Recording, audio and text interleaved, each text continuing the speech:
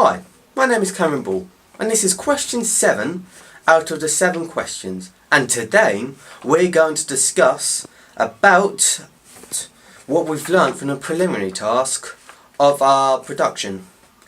In our mise-en-scène, one thing we did learn from our mise-en-scène is that we wanted for the costumes to be a bit more realistic. As costumes we use for the preliminary task were not really fit for the role. We wanted, so next time we did it, we chose the costumes after we did the storyline. So we can carefully create the right costume for each character. Another thing we learned from the mise-en-scène is to use more lifelike props. This will help the film look more realistic, so the audience will be more likely to feel immersed in the story. And if the props do not look real enough, this means the film does not feel real to the audience. Location. One thing we learned from the location is that you should find an area which is very quiet and a place that's in the middle of nowhere. This is because during the filming of our preliminary task, there was background noise interference from people. As sometimes you could hear people in the background and we had to edit that out. This affected the immersion of the movie because the people in the background shows that you are not in the film, you're not in the setting, but you're in a school location and not in a thriller film setting. Another thing we learned from the preliminary task is that it's good to pick a spot where you can get good camera angles. Like for example, the bird's eye view shot that we used in the preliminary task. That is one where the cameraman got on top of the roof and filmed the actor coming out the door. We really liked that shot. So we decided the location of the final film, we wanted it to be located in a good area where we can get good angles from different directions.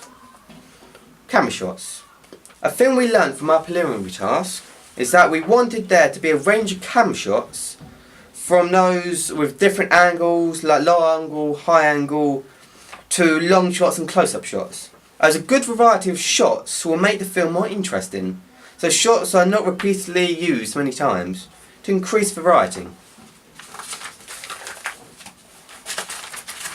Another thing we learned from the task is that we need to try and do more than one shot for a clip. This allows us to choose from a variety and choose the best one out of the many. So, to say if one of them is out of focus or shaking, then you can choose the best one out of the rest. Another thing we learn is that when we are not satisfied with most of the shots, we have to go and redo them. This increases the general quality of the footage, so we're not left with bad clips. Editing.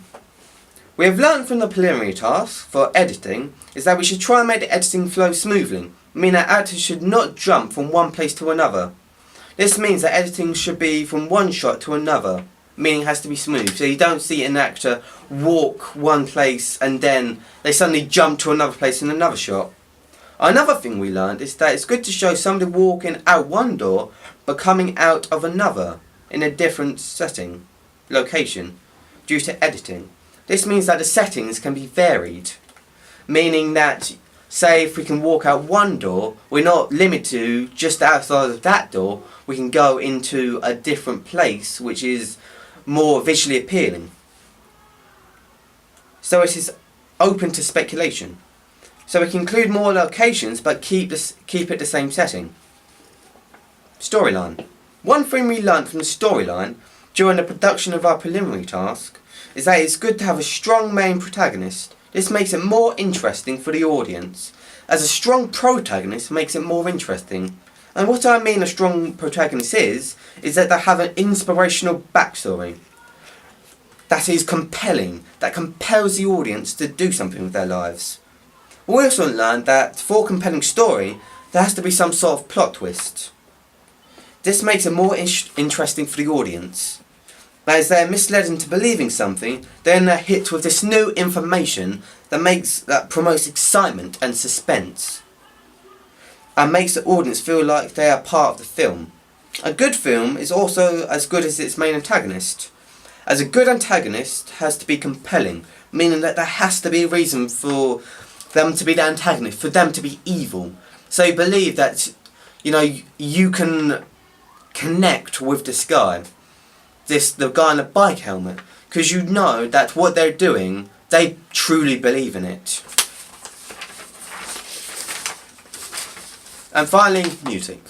One thing we learnt from the music for the preliminary task is that it's good to use parallel music, as it is easy to do because you can match it up with the actions of what's going in the film, compared to non-parallel, which is hard to sync and what is going on in the film, because you don't know how to create an opposite effect, because it might come up the wrong way. We use fast-paced music during the film as it makes it more exciting for the audience. This helps increase the effect the storyline has on the audience. One thing we also do next time is to use silence during to build up tension during the scene. As silence, for example, in movies like Taken, promotes, it gets you on the edge of your seat and makes it so you